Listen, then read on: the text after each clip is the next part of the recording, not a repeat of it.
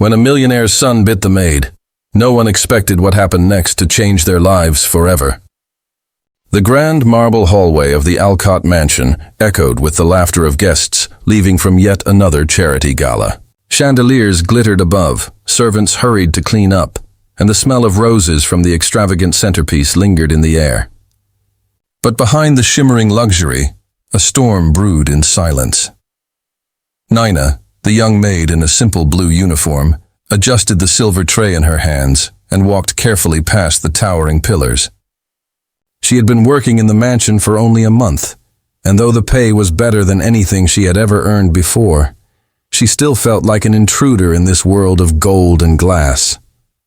Her job was simple: serve tea, keep things tidy, and most importantly, take care of 7-year-old Ethan, the millionaire's only son. Ethan was no ordinary child. Spoiled by wealth, ignored by busy parents, and raised mostly by rotating nannies, he had grown into a boy who didn't trust anyone. He had a fiery temper, unpredictable moods, and a sharp tongue for his age. Most maids avoided him, whispering that he was impossible to handle. But for some reason, Nina had been assigned to him. That evening, after the guests had gone, Ethan sat on the grand staircase, arms folded and eyes narrowed. He watched Nina like a hawk as she arranged fresh flowers on the side table. "Why are you always here?" He snapped suddenly, his voice echoing in the empty hall. Nina turned, surprised. "Because it's my job to take care of you, Master Ethan," she said gently, trying to smile. "I don't need anyone to take care of me." He shouted, jumping to his feet. "You're just another servant who will leave me like all the others." His small fists clenched, his face red with anger. Nina's heart softened. She could see through his rage to the loneliness underneath. She walked toward him slowly, crouched down to his level, and said softly, "I'm not here to leave you, Ethan. I'm here to be your friend." But before her words could sink in, Ethan lunged forward. He grabbed her arm with surprising strength and sank his teeth into her skin. Nina gasped in pain but did not pull away. The boy's jaw tightened, and tears of frustration rolled down his cheeks as he bit harder. "Ethan! You're going to hurt her!" came a panicked voice from behind. Mr. Alcott, the millionaire himself, had just entered the hallway. His silver hair and tailored suit gave him an air of authority, but right now his face was filled with shock. Behind him, Mrs. Alcott gasped, her hands covering her mouth. For a moment, time froze. The sight of their son biting a maid was not just shocking, it was humiliating. But what happened next left everyone speechless. Nina did not scream. She did not scold him. Instead, she gently placed her free hand on Ethan's cheek, her eyes soft and calm. "It's okay, Ethan," she whispered, her voice trembling but kind. "If this is how you show your pain, I can take it." "I know you don't mean to hurt me." Ethan's grip loosened. His teeth unclenched. Confusion flickered across his tear-streaked face. No one had ever responded to his anger with kindness before. Mr. Alcott took a step forward, ready to pull Ethan away, but he froze when he saw the boy's expression change. For the first time in years, Ethan wasn't just angry. He was vulnerable. Nina pulled him gently into her arms, holding him as he shook with sobs. "You don't have to fight me, Ethan," she whispered. "I'll stay no matter what." The room was silent except for Ethan's cries. The chandelier above shimmered softly, as if blessing this fragile moment. Mr. Alcott, the man who commanded business empires and silenced boardrooms with a single look, felt his throat tighten. Something in the maid's words struck him deeply. This was the beginning of a change, one that would shake the entire mansion, and perhaps even his own guarded heart. And none of them knew it yet. But the boy's bite would set in motion a story of love, redemption, and second chances that no one could have ever imagined. The echo of Ethan's sobs still lingered in the marble halls, long after he had buried his face against Nina's shoulder. Mr. Alcott stood frozen a few steps away, his eyes locked on the scene before him. For a man who had built empires out of cold logic and ruthless decisions, emotions were enemies he had long buried. Yet here, watching his son, the boy he barely knew, cling to a maid with desperate need, something stirred inside him. Mrs. Alcott broke the silence first. "This is unacceptable." she cried, her jeweled hands trembling. He bit her, Harold. He bit a servant. What if she complains? What if this goes public? Her voice rose in panic, more concerned about reputation than the maid's bleeding arm. Mr. Alcott Harold turned to her slowly, his deep voice calm but heavy. Do you not see what I see, Margaret? That boy wasn't attacking, he was begging. Begging? She scoffed. For what? More attention? More toys? He has everything. Harold's jaw tightened. Everything except a father, he muttered under his breath. But Nina heard it. Her heart clenched, realizing that beneath the millionaire's stern exterior lay a man weighed down by regret. Ethan had finally loosened his grip. His little hands clutched the fabric of Nina's uniform, as though afraid she might vanish if he let go. His breaths came in hiccuping gasps. I didn't mean it, he whispered hoarsely, his voice cracking. I didn't mean to hurt you, Nina smiled through the sting in her arm. I know, Ethan. I know. She gently brushed his hair back, the way a mother would. The boy's eyes, wide and searching, looked up at her as if waiting for punishment. Instead, he found only forgiveness. For Harold, it was a strange sight. He had seen countless employees work under him, bowing their heads to his authority out of fear or duty. But here was a maid, showing a strength he had never witnessed in the boardroom. A strength not of power, but of patience. Margaret, Harold said firmly, leave us. She gasped. Leave you, with them. Harold, this is beneath. Leave, he repeated, his tone brooking no argument. Margaret's lips tightened, her pride wounded. She spun on her heel and disappeared up the staircase, muttering under her breath about disgrace and servants running the house. Now it was only Harold, Nina and Ethan in the vast hall. Harold approached slowly, his polished shoes clicking against the marble. He stopped just before them, his towering figure casting a shadow over both.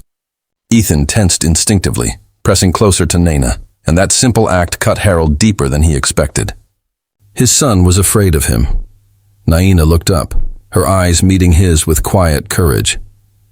He doesn't need scolding, sir, she said softly. He needs someone to listen. Harold's lips parted as if to argue, but the words died. She was right. For all his millions, for all his control, he had never once simply listened to his son. He crouched down awkwardly, a posture unfamiliar to him. For a moment, the powerful tycoon looked almost human, almost fragile. Ethan, he said, his voice low. Did you bite her because you were angry at me? The boy didn't answer at first.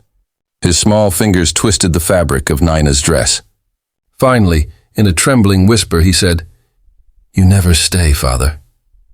You always leave, the words pierced Harold like a blade.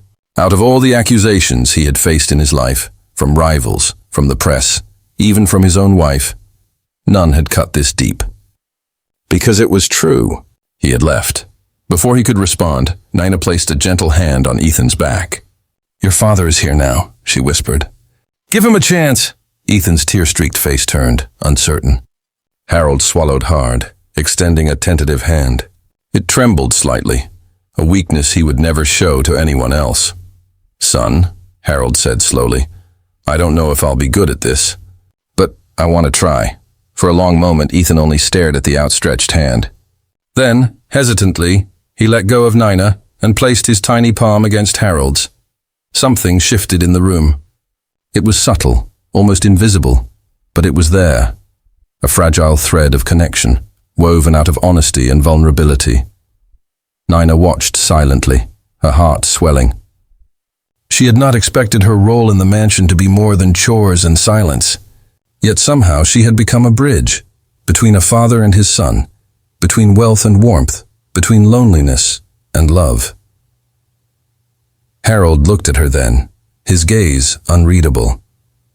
But deep within his steel-gray eyes, there was something new, respect. And perhaps, though he didn't yet realize it, something more. What none of them knew was that this night would not only change Ethan's life, it would change all of theirs.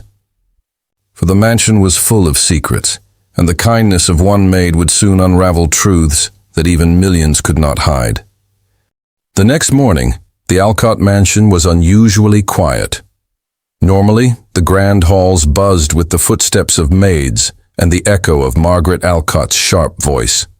But today, after the previous night's incident, there was a strange hush in the air, as if the walls themselves were waiting to see what would happen next. Naina rose early, her arm still sore from Ethan's bite. She washed the wound carefully in her small servants' quarters, a modest room tucked at the far end of the mansion. As she wrapped the bandage, she thought of Ethan's tearful face. She had seen anger before. Her own younger siblings often fought when they were hungry or tired. But Ethan's rage was different. It was the cry of a child who had everything money could buy, but nothing his heart truly needed. Stepping into the corridor, she heard whispers.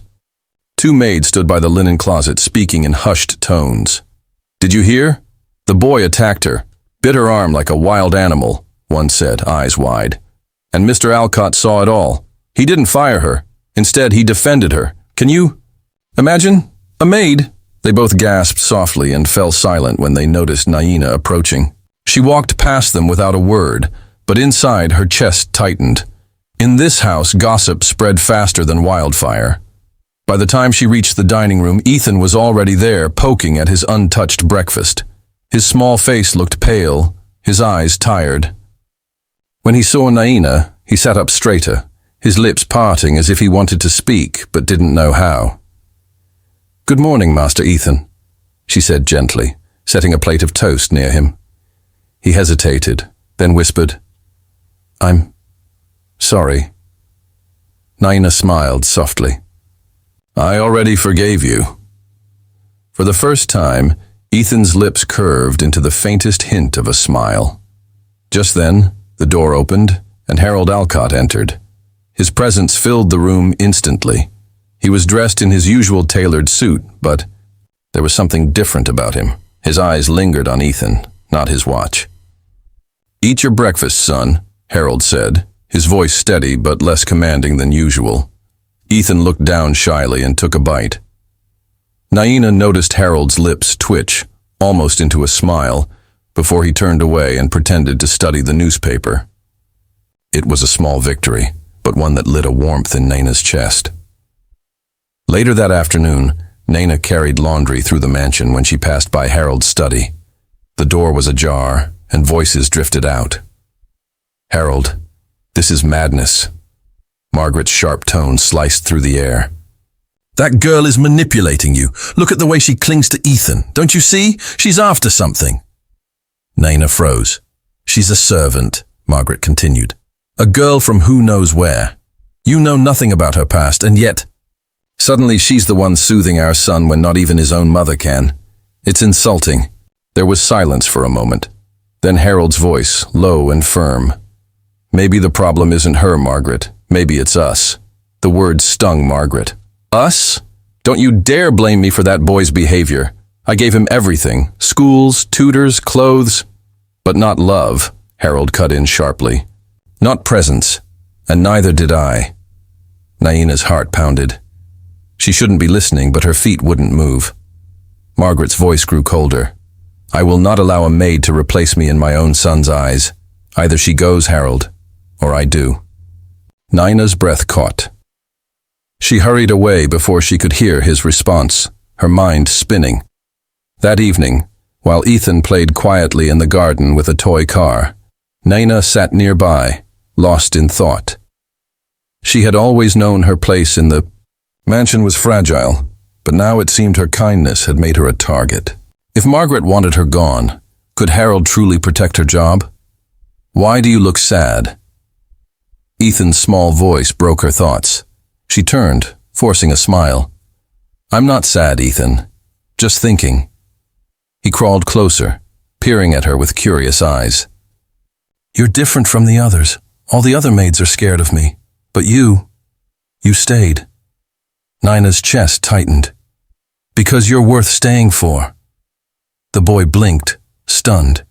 No one had ever spoken to him like that.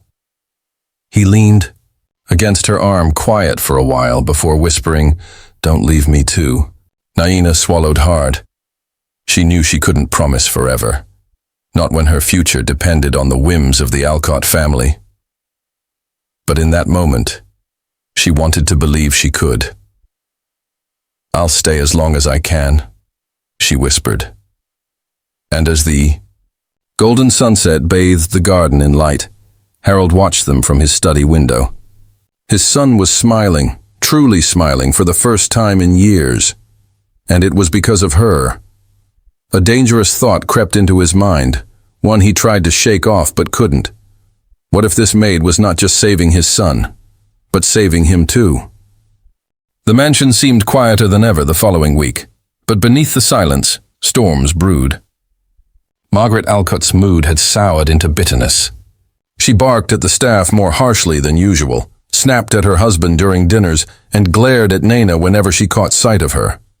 Everyone in the household felt the tension, but for Ethan, the world had begun to change. The boy who once refused to eat now shared breakfast without complaint when Nana sat beside him. The boy who used to throw tantrums at lessons now sat still when Nana encouraged him. And each night before bed, he would whisper the same words, "Don't leave me, Nina." Nina's heart softened each time. She knew he was healing, but she also knew Margaret's patience was unraveling. One evening, Harold returned earlier than usual from the city. His tie loosened, exhaustion etched in his face. He headed straight for the garden. There he found Nana helping Ethan build a tower out of wooden blocks. The boy's laughter carried into the night air, pure and unguarded. Harold stood still for a moment, absorbing it. That laughter was worth more than all the profits of his empire. "Father!" Ethan shouted suddenly, spotting him. "Look, we built it together." Harold approached, his lips curving into the faintest smile. "Impressive," he said, crouching beside them. His hand brushed against Nina's as he reached to steady a wobbling block. For a brief second, their eyes met, hers startled, his unreadable. Something flickered there. Respect, gratitude, and perhaps something deeper. But before either could speak, Margaret's voice rang out from the terrace. "Harold!" A word, now. Her tone was sharp, accusing. Ethan's shoulders sank, and Nana gently patted his back. "Go on, Master Ethan, keep building." "I'll be right here." Reluctantly, Harold stood and followed his wife inside. Behind the closed doors of the study, Margaret's anger boiled over. "This is intolerable, Harold," she snapped. "Our son clings to that maid as if she were his mother. Do you know what people will say if this continues? That the mighty Harold Alcott cannot control his own household?" Harold's voice remained calm but firm. "People can say what they want. My son is smiling again. That's all that matters." Margaret's eyes narrowed. "You're blinded. She's after something. No maid behaves this way unless she has a motive." Harold's jaw tightened. "Sometimes people are simply kind, Margaret. Something you would do well to remember." The words cut deep, and Margaret's face flushed with fury. "If you don't dismiss her, Harold, I will. Either she leaves this house or I do." Harold hesitated. For years he had given in to Margaret's demands for the sake of peace. But now things were different. Ethan's happiness was at stake, and though he would never admit it aloud, something inside him had begun to depend on Nana's quiet strength too. "I will not dismiss her," Harold said at last, his voice like steel. Margaret's eyes widened. You choose her over me?" "I choose my son," Harold replied firmly. Margaret stormed out, slamming the door so hard the chandelier rattled. That night, unable to sleep, Nana slipped into the kitchen for a glass of water. She paused when she saw Harold sitting alone at the counter, his tie undone, his hair slightly disheveled. He looked less like the untouchable millionaire and more like a tired man carrying too many burdens. "You should rest, sir," she said softly. He looked up, startled. For a moment his gaze lingered on her bandaged arm. "Does it still hurt?" "A little," she admitted. "But I've been through worse." Something in her tone made him study her more closely. "Worse?" Nina hesitated. For weeks she had kept her past hidden, afraid it would make her seem unworthy of this place. But in Harold's steady eyes she saw something rare, patience. "I wasn't born into comfort, sir," she said quietly. "My father died when I was young. My mother struggled to raise me and my siblings. I worked wherever I could. cleaning, cooking, just to send them to school. That's how I ended up here. Harold leaned back, silent. He had spent his life surrounded by people who wore masks, who chased him for his wealth. But here was a girl who had nothing, who carried scars of survival, and yet radiated a strength he could not buy. "You've endured much," he said finally. Nina lowered her eyes. "It taught me something, sir. Children don't need riches. They need love. That's why I stay with Ethan, no matter how difficult he is." Harold's chest tightened. For years, he had measured life in profits and losses. But listening to her, he realized how bankrupt his own home had been. Wealth without warmth. Success without soul. "You're remarkable." "Naina," he said before he could stop himself. Her eyes widened, a blush rising to her cheeks. For a heartbeat, silence hung between them, heavy with unspoken feelings, and then footsteps. Margaret appeared at the doorway, her eyes narrowing as she took in the scene. Her husband, sitting in the dark kitchen, speaking softly to a maid, her lips curved into a cold smile. "How touching," Nina froze. Harold's face hardened. Margaret stepped forward, her voice dripping with venom. "Perhaps I was wrong. Maybe she isn't after Ethan at all. Maybe she's after you." The words struck like lightning. Nina's breath caught, her heart racing. Harold stood abruptly, his voice cold. "That's enough, Margaret." But the damage was done. The accusation lingered in the air, poisonous and sharp. And for the first time, Nina realized the danger wasn't just about losing her job. It was about losing the fragile bond she had built with Ethan, and the trust she had unknowingly awakened in Harold. The mansion was no longer the same. Since Margaret's poisonous accusation in the kitchen, the air had grown colder, heavier. Nina felt eyes on her wherever she went, the staff whispering behind her back, Margaret glaring openly, and even Harold, though kinder than before, seemed lost in thought more often than not. But Ethan clung to her tighter than ever. "Nina," he whispered one night as she tucked him into bed, "don't go away like the others. Promise me." She brushed his hair back and smiled faintly, though her heart ached. "I'll stay as long as I can, Ethan." He held her hand until sleep claimed him. The next morning, chaos erupted. Margaret stormed into the servants' wing, her voice shrill enough to shake the walls. "Where is she? Where is that girl?" she demanded.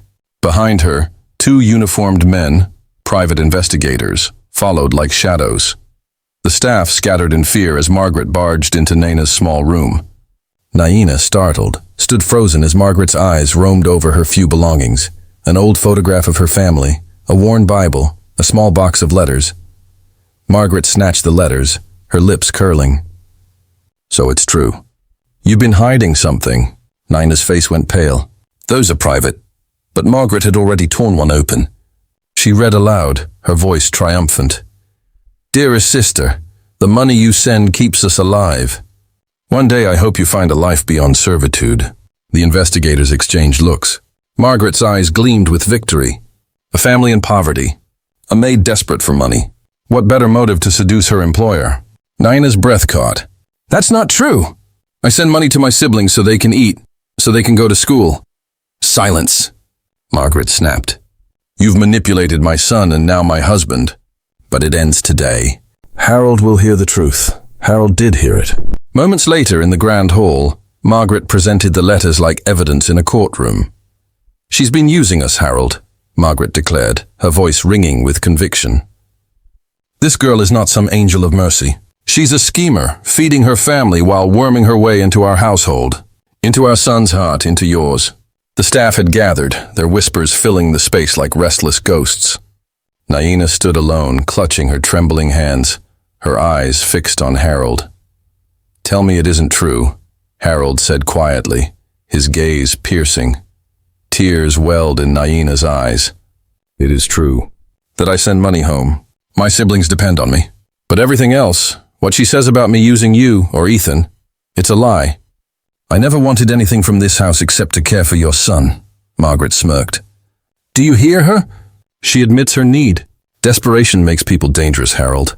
You know that better than anyone." For a long moment, silence reigned. Harold's face was unreadable, torn between reason and instinct, duty and truth. Then a small voice broke through. She's not lying! All heads turned. Ethan stood at the top of the staircase, his little fists clenched, his voice trembling but strong. She didn't use me. She didn't use Father. She's the only one who ever stayed with me when I cried. She's the only one who ever cared. His face twisted with fury, tears spilling down his cheeks. If you send her away, Mother, I'll never forgive you. Gasps rippled through the hall. Margaret's face went white. Harold's eyes softened as he looked at his son, truly looked at him. And in that instant, the choice became clear. Enough, Harold said, his voice carrying the weight of final judgment. Nina stays. The words echoed like thunder. Margaret's mouth fell open. You dare. I dare, Harold interrupted, his eyes blazing with a power few had ever seen outside the boardroom. For too long, I've allowed this house to be ruled by pride and appearances. But no more. Ethan needs her. And perhaps... His gaze flicked to Nina, lingering just a heartbeat longer than necessary. So do I, the staff murmured in shock. Nina's breath caught, her heart pounding. Margaret's voice cracked with rage. If she stays, I go. Harold didn't flinch. Then go. The hall fell silent.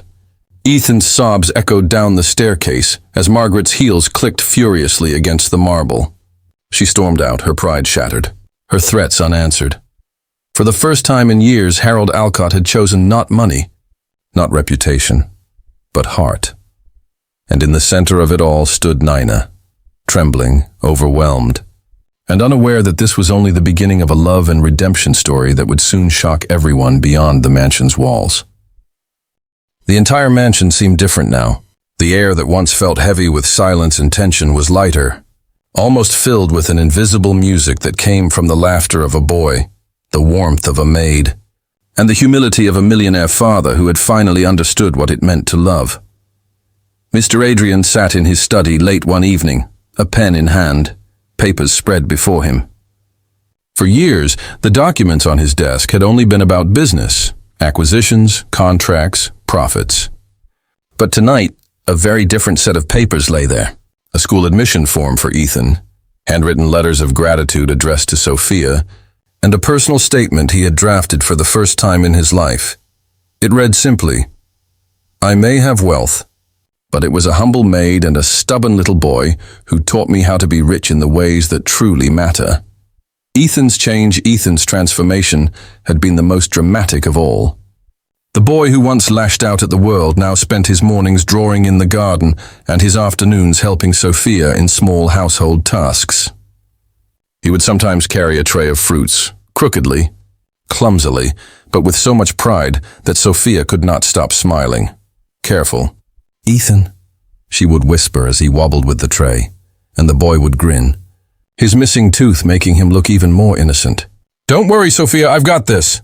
His nightmares had lessened. Where once he would scream in his sleep, now he would roll over, clutching the little stuffed bear Sophia had mended for him. Sometimes he would call out softly in the night, Papa, Sophia. And Adrian would hurry in, only to find Ethan asleep again, peaceful. The father's awakening, Adrian realized how much of his son's pain had been his own fault, not because he didn't love Ethan, but because he had failed to show it. He had built walls of money, thinking they could shelter his boy, but in truth, they had only made Ethan feel lonelier. One evening, Adrian found himself standing outside Sophia's modest quarters in the mansion.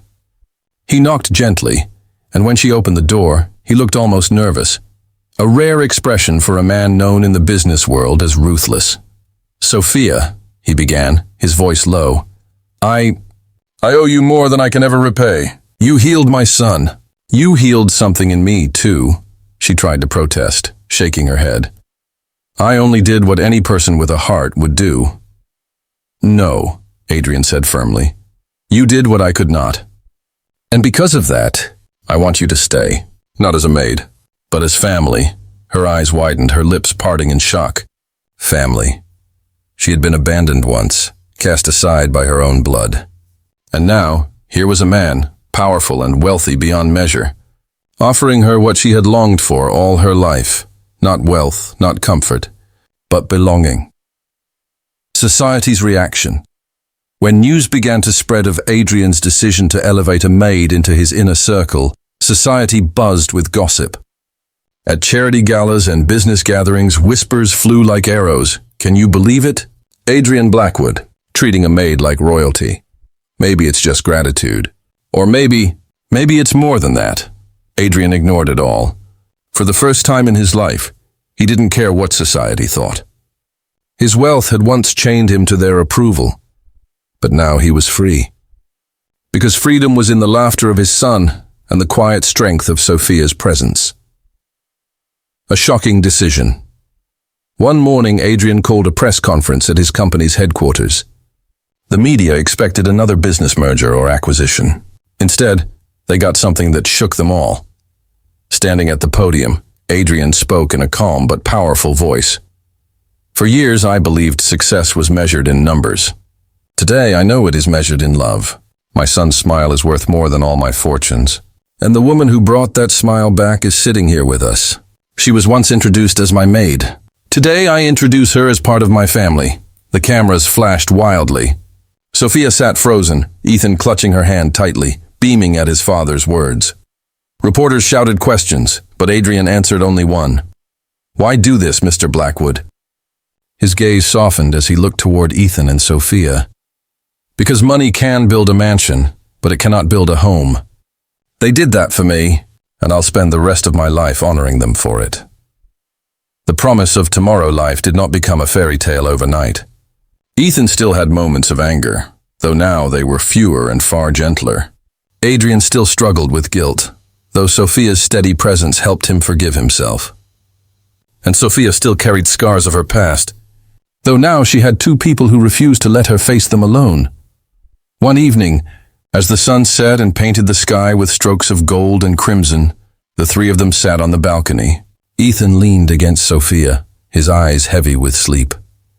Adrian looked at them both and whispered, almost to himself, "This is wealth. This is life." Sophia turned her head, her eyes glistening in the fading light. And this is just the beginning. The mansion, once cold and echoing, now thrummed with warmth. Not from chandeliers or expensive furnishings, but from the heartbeats of three souls who had found each other against all odds. And that night, as Ethan slept peacefully in his room, Adrian and Sophia stood in the doorway watching him, their hands brushed for the first time, not by accident, but with quiet certainty, for in that small, wordless moment, they knew. The boy who once bit the maid had bitten away the bitterness of their pasts, and what he did next had shocked everyone, including themselves, because he had turned them into a family.